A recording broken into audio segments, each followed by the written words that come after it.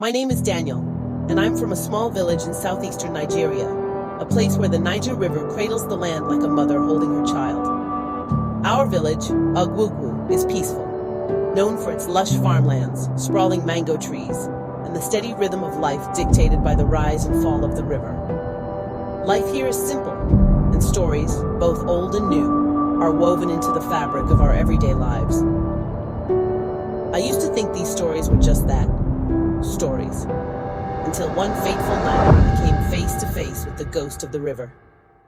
It was a warm evening during the dry season, the kind of night where the moon shines so brightly that it casts silver streaks on the river's surface.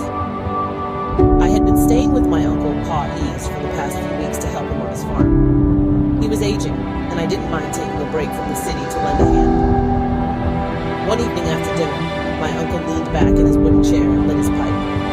The air smelled of tobacco and the lingering aroma of roasted plantains. "Daniel," he began, "you've heard about the woman on the river, haven't you?" He was about to tell me his legendary tale. "Uncle, not this one. The woman on the river. Isn't that just a story to scare children?"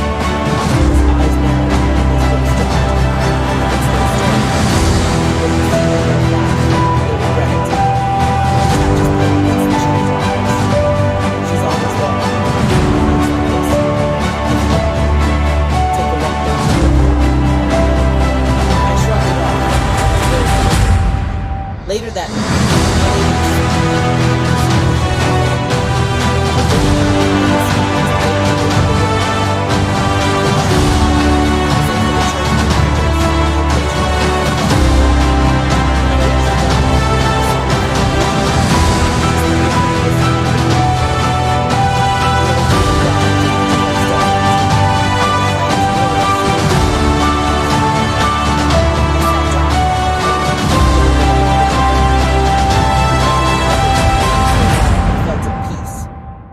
then I heard it, a faint humming, like a song carried on the breeze. I froze, straining to listen. The sound grew louder, melodic yet mournful, and it seemed to be coming from the water itself. "Who's there?" I called out, my voice trembling. At first, there was no response.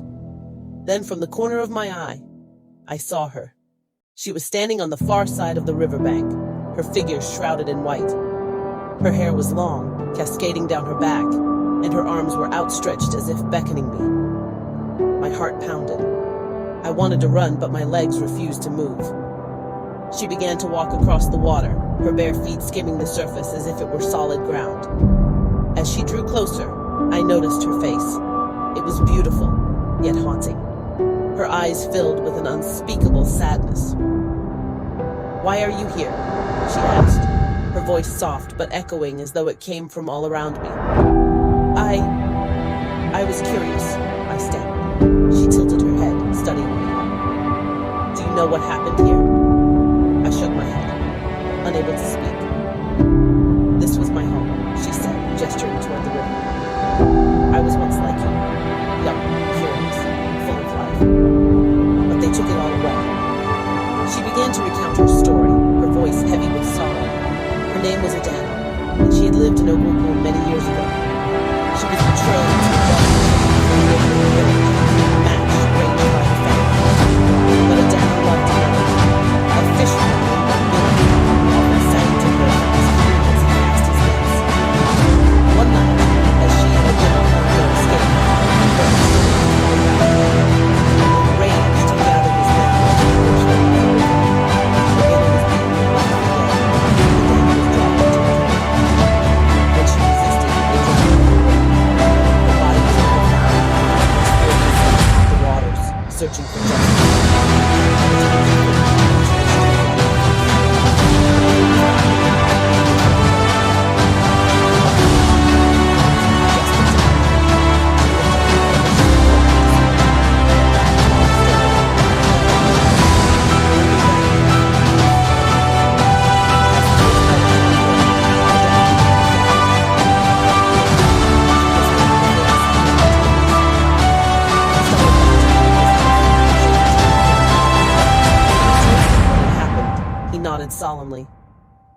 You've been chosen to carry her story, he said.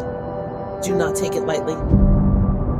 Since that night, I've shared Adana's tale with anyone who would listen. Some believe me, others don't. But I know what I saw, and I'll never forget the sadness in her eyes.